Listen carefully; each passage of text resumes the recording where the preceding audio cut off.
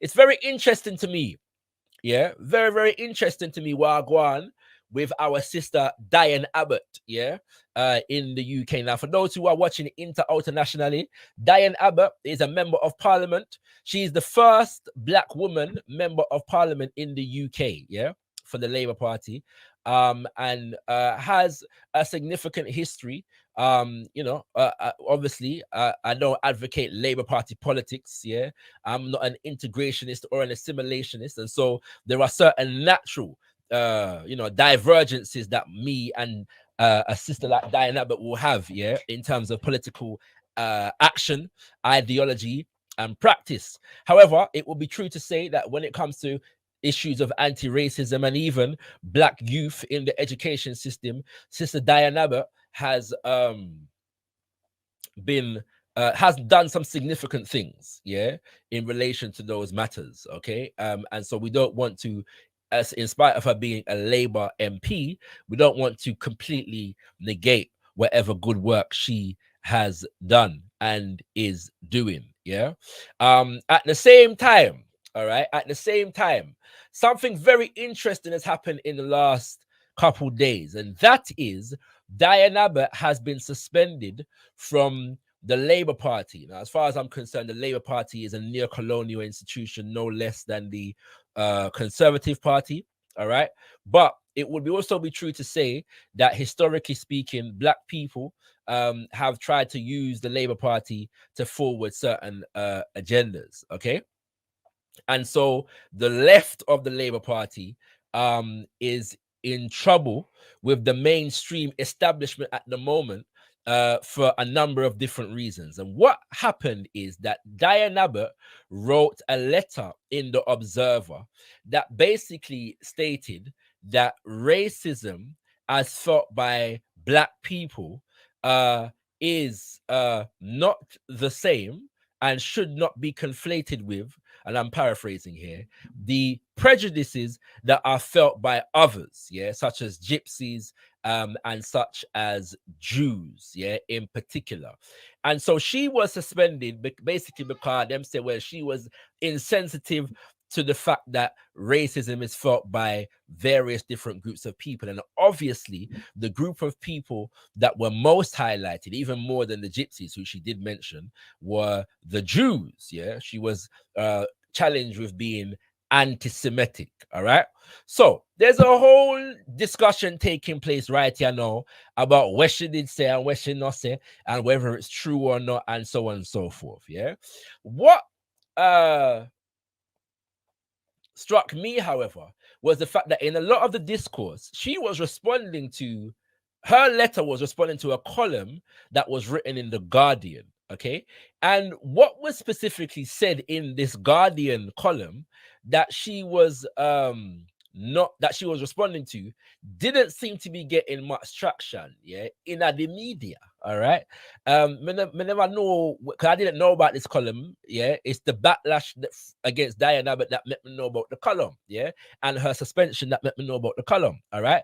So me go for look for the column now. Me go for look for the column to reggae, yeah.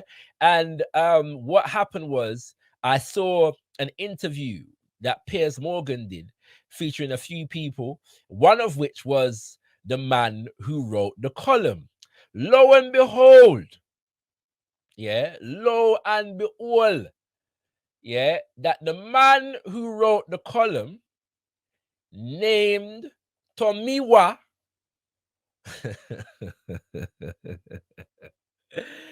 Tomiwa Owolade, yeah, Tomiwa Owolade, all right.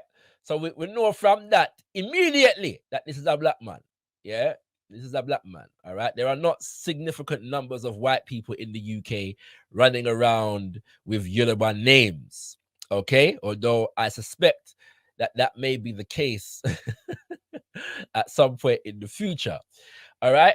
So wagwan, yeah, with this thing now, yeah. So this is the column that was written that Diane Abbott felt compelled to respond to. By the way, I should say that Diane Abbott, based upon the backlash, has since retracted her statement and delivered all kinds of apologies. Yeah, and so on. Now, I'm speaking to this, yeah, because this is the thing that menasi, yeah, in the media. This is the conversation that is not taking place. And I'm going to give you my assessment of why this debate has happened and why the backlash against Diane Abbott is a distraction from what's really going on at the moment.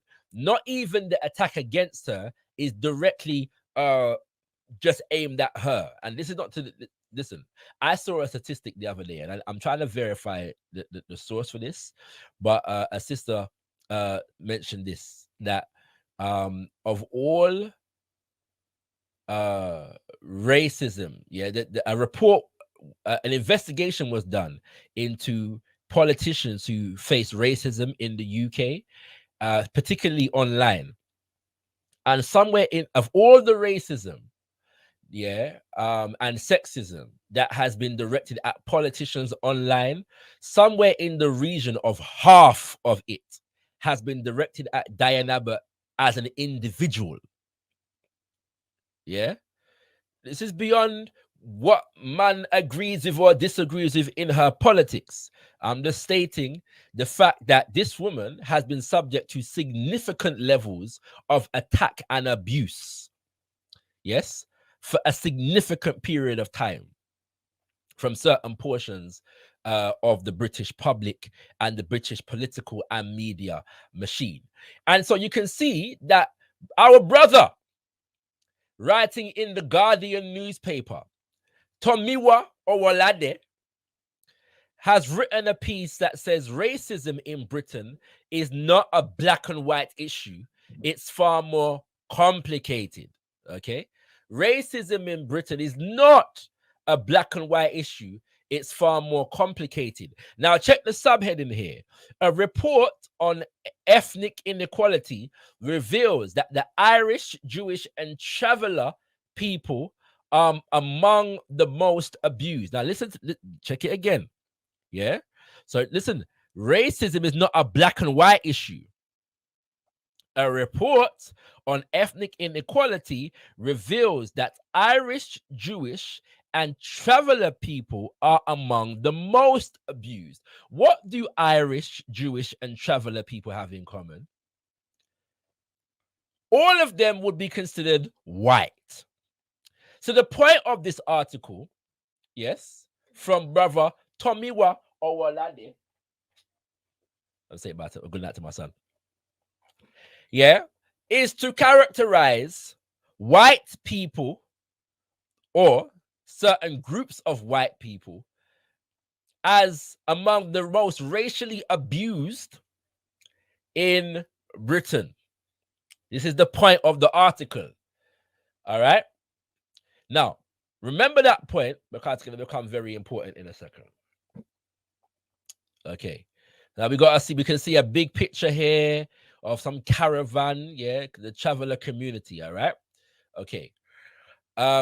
And so we see under this, more than 60% of the traveler people in Britain report that they have experienced some form of racial assault. Yeah.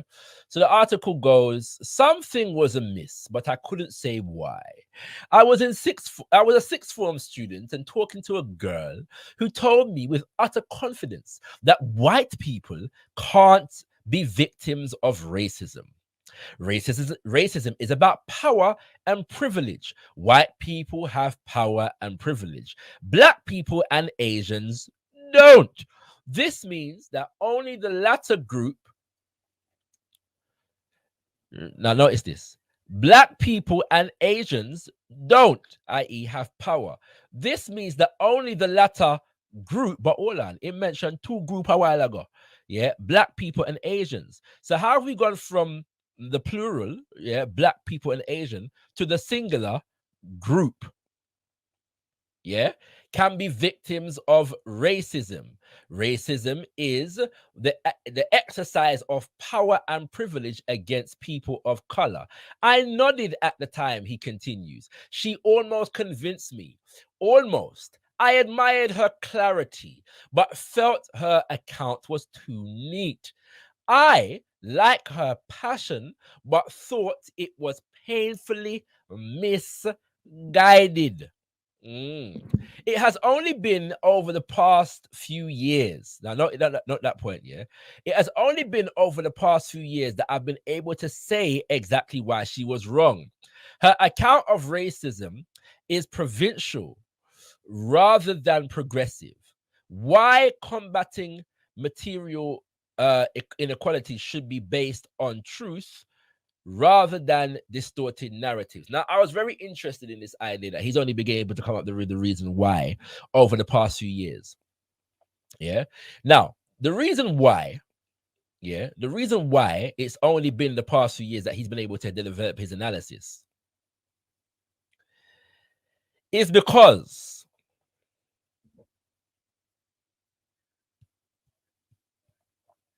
there is a significant investment taking place at the moment, family, in what I refer to as the Black conservative industrial complex. The Black conservative industrial complex. Hashtag Black conservative industrial complex. This is a phenomena within the Western world, specifically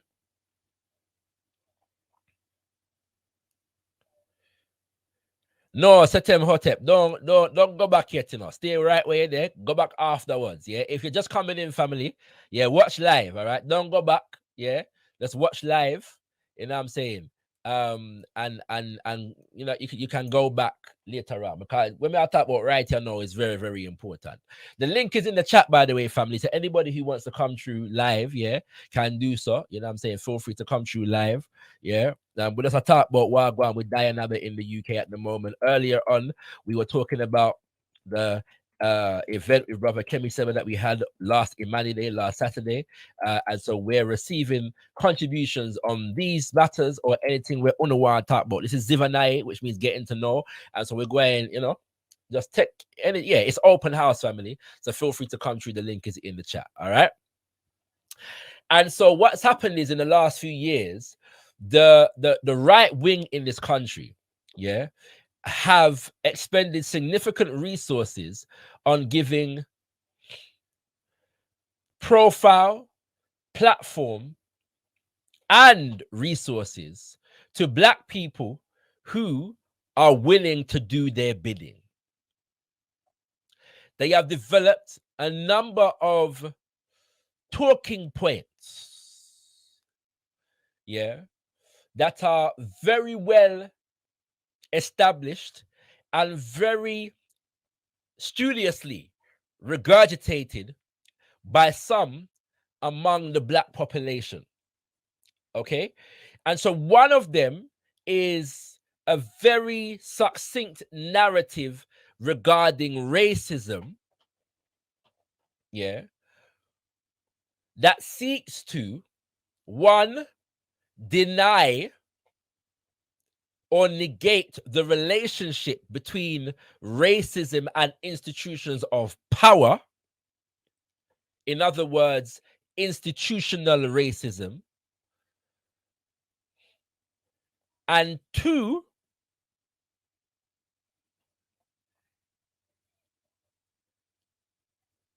reduce racism from a conversation, or let's say reduce conversations on racism from conversations about power structures, systems, and institutions to one of personal interactions. Yeah, bigging up. You know, I should have done this already. You know, so apologies for this, but bigging up certain people in the chat. Well, everybody in the chat really. But Kushia just asked, "Can I see the comments?" Yes, I can, sis. Yeah, I can see the comments. Yeah, bigging up Kushti Cosmetics in the building. Yeah, bigging up Nyame Ubuntu. Bigging up James O.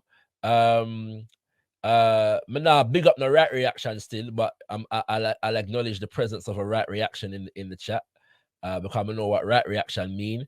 Bigging up Shalom Niger, Julanda Zachary, big up yourself, sister from across the water. Khadija T, Coffee Campbell, big up on yourself, and all the silent listeners. Yeah, like up the video as you come through, kings and queens. Like up the video. The link is in the chat if you don't want to come through. Look like on the one just hear me I say right here now, but the link is in the chat. Yeah, so you can feel free to come through. Yeah, all right. And I'm going to come back to this subject, this thing about racism in a second, right? And why we need to upgrade the conversation, yeah, in terms of racism, as Black nationalist Pan-African community has done for a number of years, yeah, decades, in fact. All right, but when we begin to focus on this issue of racism, yeah, it puts us in a certain straitjacket, yeah, that we need to be conscious of. All right, and so this is the idea that these particularly right-wing institutions, think tanks, political parties, and related institutions want to do. Okay, and so it's ideological warfare that is taking place, and there are a number of Black people who are willing to parrot these narratives, receive the talking points and the resources from these individuals and institutions, and front this agenda, which is an agenda to maintain and sustain the moral, political, and economic supremacy, yes, of white Western nations and corporations in today's world. That is the ultimate agenda. And so what they want to do is remove any analytical or ideological grounding that would seek to resist their domination. Okay. And so some of this is what is taking place right here now in this article. Yeah. And so why I'm highlighting that is when he says it has only been over the past few years that I have been able to say exactly why she was wrong. Yeah. It's because he's receiving his talking points. Yeah. From right-wing think tanks in the UK and right-wing media institutions in the UK that have over the past few years been invested in getting a cadre, yes, of frontline Black people to defend them against critical analysis coming from the Black community, and in particular the activist Black community, and in particular the revolutionary Pan-Africanist Black nationalists of the Black community. All right, so the year 2021, he goes on, and I'm not going to spend a whole heap of time on this article, right? Was a strange time to be alive, yes? The interregnum between lockdown and back to normal. The last full year of Boris Johnson's slipshod government. The terrifying wildfires in Australia. Amid the chaos and change, though, something else seismic occurred that year. More than 14,000 people took part. Now, notice this.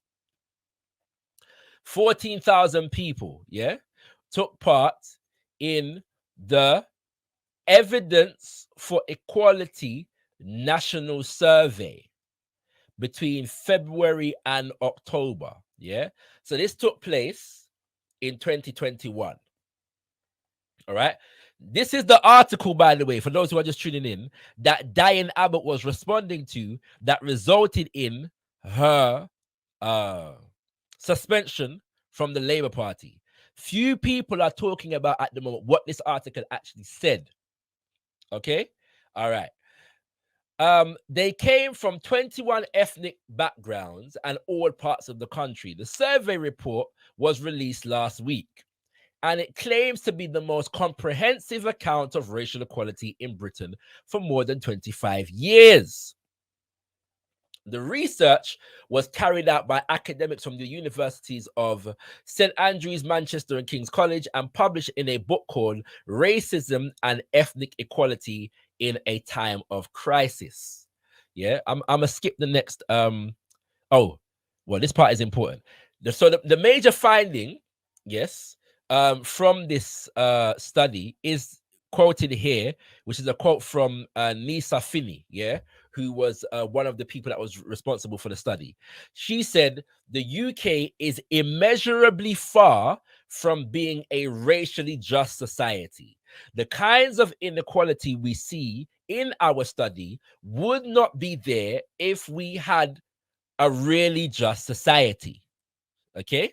So that was one of the headlines coming out of this particular study.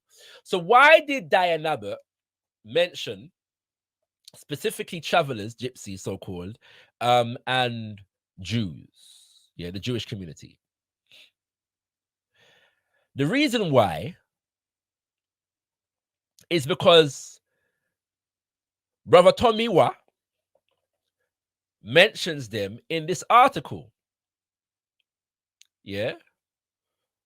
He says, in fact, let me just read it, right? He says, the figure from the report that has most grabbed the headlines is this: more than a third of the ethnic minority in people in Britain have experienced some form of racist abuse. Now, I have a problem with this racist abuse business. Yeah, because even this terminology, so the left wing in this country are guilty of this as well, tying us to this idea of racial abuse. And therefore, we measure progress, racial progress in Britain by the extent to which white people don't abuse us anymore. Yeah, that they don't call us the N word, and I'm only saying I hate saying the N word, but I'm on certain social media platforms whereby they might censor the thing if we use certain terminology. Yeah, by the extent to which you know, football hooligans don't beat us up on the streets, by the extent to which discrimination, yeah, may or may not take place regarding those who have African names, yeah, in the workplace, yeah, by the extent to which black children are not being excluded from school and or are passing their GCSEs, yeah, and so on and so forth. And these, not to say that these are not important points, but if this is the extent to which we assess our development as black people, it confines our progress to the confines of the nation state of the United Kingdom of Great Britain. More to be said on that a little bit later on. But all on there, let me read more of this. Yeah, the standard progressive response would be that this is awful, but not surprising. Yeah, when you see the word progressive, that's political language. Okay, we all know we live in a racist society. Anyone who denies this is deluded and complicit with racism. Any racial abuse against any individual is morally abhorrent.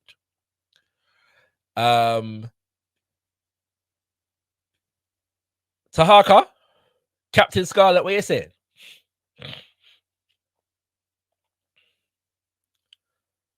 Can you hear me? Yeah, I can hear you, King. What one? Bless King. Give me a second. Let me try to sort the StreamYard thing out. But yeah, I'm here. I'm there. Let me just sort my turf out in the background. I'm just acknowledging your presence still. So when you're ready, we'll bring you through. All right. So. Bless, right? What's it called? Yeah. Anyone who denies this is deluded and complicit with racism. Any racial abuse against any individual is morally abhorrent, and civil society has a moral duty to oppose prejudice. We should try to get the number of people who experience racism as close to zero as we possibly can. But something again nagged at me in the way many have presented the evidence for this survey, because the corollary of 1/3 of ethnic minority people reporting that they have experienced racist assault is that 2/3 of ethnic minority people have not. Yeah. So basically, he's saying that we should focus on the 2/3 of the ethnic minority people who have not experienced any form of racism, or who have not reported that they've experienced any form of racism, let's say. All right. This does not mean that there is no racism in Britain. The recent Cassie report, for instance, affirmed the existence of institutional racism in the Metropolitan Police. But the evidence for Equality National Survey report complicates some of the underlying assumptions that many ostensibly progressive people espouse on racial equality in Britain. One is a narrow idea of what constitutes racism. Yeah, anyone who is privileged is white, we are told, and racism only affects people of color. The problem with this view is that there are certain minorities who are seen as white yet experience prejudice. In fact, the two groups most likely to say they have experienced racist abuse, according to the survey, are Gypsy, Traveler, and Roma communities, and Jewish people. Yeah, So the idea now, he goes on, more than 60%. So whereas 50% of black people, hold on there, let me see if that's actually the case.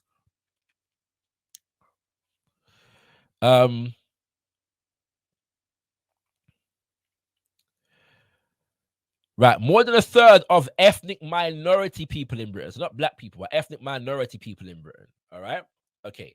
But so whereas 1/3 of ethnic minority people in total report that they experience racism, more than 60% of the gypsy, which is more, traveler community, reported that they experienced some form of racist assault. More than 55% of Jewish people report the same. But we also find striking differences within groups. We often unthinkingly group together. Now, this is a typical one, right? That a typical black conservative industrial complex talking point that they have been given and gifted by the right-wing conservative think tanks, which is the distinction between black Caribbean people and black African people. It's a very deceptive distinction that the reason that requires us to go into more detail than we have time for today, but I will touch on some things. Black Caribbean people, for instance, are far more likely than black African people to say they have experienced racism.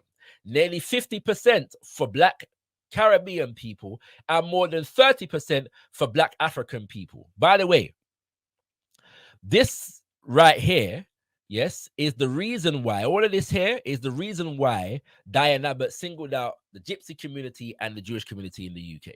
Okay. All right. So because he focused on those groups is the reason why she highlighted those groups in her analysis. Right. That's very important for us to understand. The context of the thing. Okay. Black African people say they experience no racist assault. Which also means that more than half of black Caribbean people. Now, you notice what he's doing, the inversions that he's doing here, he didn't do for the gypsy them. Okay, so even if I said, well, more than 40%, or thereabouts, of gypsies and travelers, so them not experience no racism. Even if I said, well, 45%. Of the Jewish people, them say them not experience no racism. Them never done an inversion lesser. Okay, all right. Then all of this from a survey, many have used to conclude that Britain is far from being a racially just society. Okay, and he goes on to talk about the Irish people that receive racism. Now look at this. This table, more than a third of people from ethnic and religious minorities have experienced some form of racist assault. And so this is the graph. So obviously you see here, gypsy traveler is the largest. All right. Other black, which I'm not sure what that constitutes. I'm not sure what other black constitutes, is the second. So the gypsy is over 60%. The other black is over 60%. Okay. So you notice that his words would lead you to something different. Then got Jewish, which is the third. Mixed white black African, mixed white black Caribbean is basically equal. Roma, then black Caribbean, white Irish, Bangladeshi, Pakistani, overall black African. Other mixed multiple. Now, what very much interests me about how they divvy up these statistics is that there are many black people in the UK, right, that are, if black Caribbean and black African are two distinct categories, like white, black African, and black Caribbean, there are many black people in the UK who are mix of black Caribbean and black African. That demographic is never registered in these statistics. There's never a category for mixed black African and black Caribbean. And I happen to know for a fact, I was working with a young person recently who is listed in the it listed as officially mixed white and black Caribbean, although his black parent comes from the continent. Yes. So according to these demographics, he would be mixed white and black African. He's in care listed as mixed white and black Caribbean. So they don't even get it correct all of the time, yeah, in relation to what these mixes are. But it's very interesting, yeah, that this brother, using that term loosely, yeah, is flagging up these ideas, yeah. And so what I'm suggesting, brothers and sisters, is that the backlash against Diane Abbott specifically, yeah, is designed to negate and obscure the debate and the conversation around what this guy is actually saying. And I'm also saying that the purpose of his article was to throw some mud in the water of this report that he's mentioning, because of the fact that the report itself challenges another report that was put forward and fronted by the Black conservative industrial complex. And that is the so-called race report that was fronted by Tony Sewell, yes, and other stalwarts of the Black conservative industrial complex in 2021, which came out with the headline, "There is no institutional racism in Great Britain." Yes. So this new report would suggest that there is some institutional racism in Great Britain. And so the Black conservative industrial complex have to be on the front line. Yes. To try and negate this idea. And so they found a way to distract from that conversation by making Diane Abbott and her letter the headline of the situation. Yeah. But what is the bigger agenda at play? All right. What is the bigger agenda at play? I'm going to say this and I'm going to bring in my brother Tahaka. All right. I'm going to stop sharing. I'm going to share again. Yeah. So you can see Wagwan, yeah, more deeply in this situation. All right. Who is Tomiwa Owolade? Yeah. And what's he really about?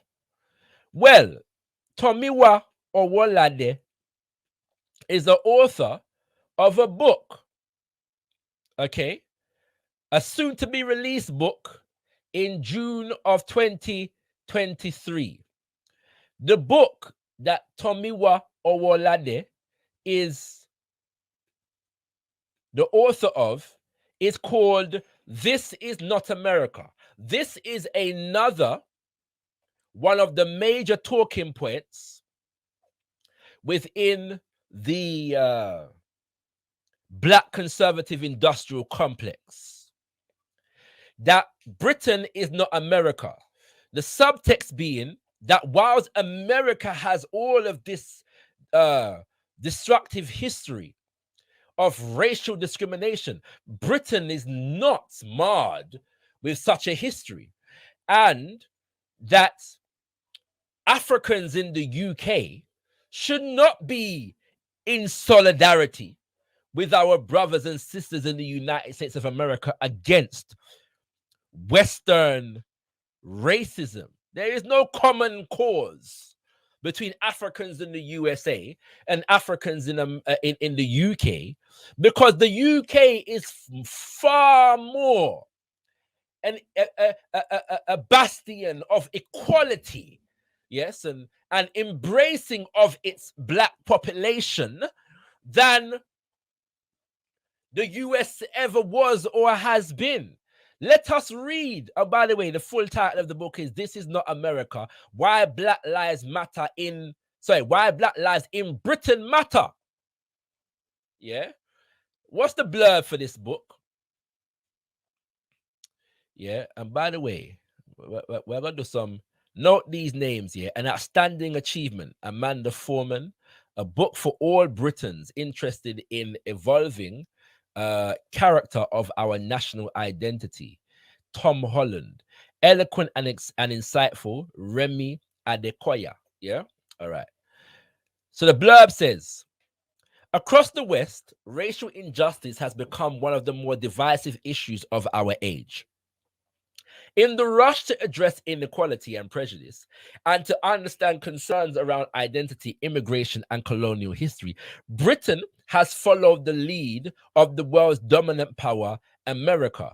We judge ourselves by America's standards, absorb its arguments, and follow its agenda. But what if we're looking in the wrong place? This is not America. Listen to this. Is built, the book now, this is not America, is built on the idea that Black Britons are British first and foremost. I want to know what's going on around here.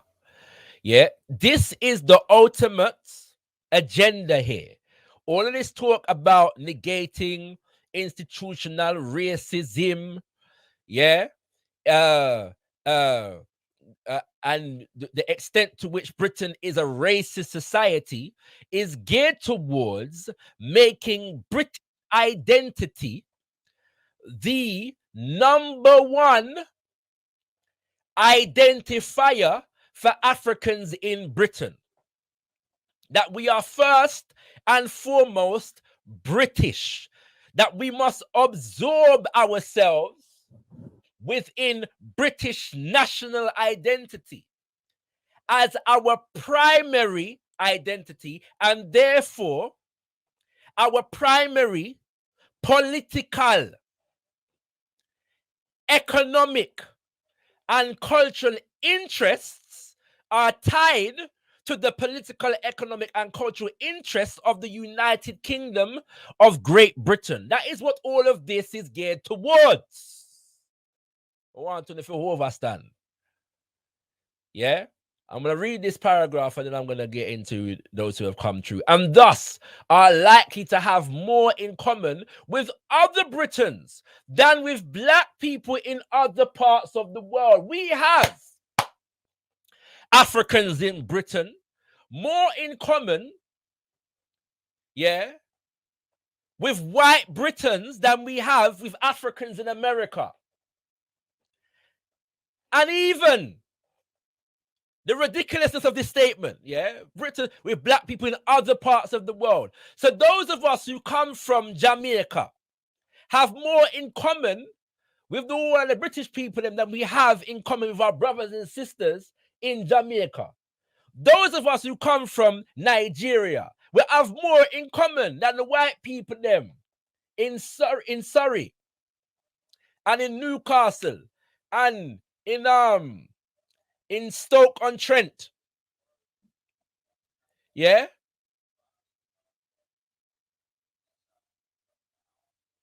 And all them places there. That we have, that you only have with your brothers and sisters in Nigeria and Ghana and Congo and Trinidad and Barbados and St. Lucia, etc., etc., etc. It argues that too much of the conversation around race in Britain today is viewed through the prism of American ideas. Now, these American ideas, is like, Black empowerment, Black power. This is an American idea. It's only existed in America, apparently. Africans in the UK never developed those ideas organically. We just import them from America. Africans that came from Africa and the Caribbean never had these ideas in those respective places. We just import them from America. Yeah, the American ideas that don't reflect their history, challenges, and achievements of increasingly diverse Black populations at home being Britain. To build a long-lasting and more effective anti-racist agenda, we must acknowledge that crucial differences exist between Britain and America, and that we are talking about distinct communities and cultures, distinguished by language, history, class, religion, and national origin. Humane, empirical, and passionate. This book provides a bold new framework for understanding race in Britain. Number one, I want to understand something. The sleight of hand here is that this same conversation are going in America. Yeah, the same thing that he is trying to do in relation to Britain, the black conservative industrial complex and their white benefactors in America, I do the same thing. I want to know if you understand that. Yeah, so may I talk long. May I go bring in those who have come through. By the way, kings and queens, you can join the conversation. It's open house. Yeah, it's open house.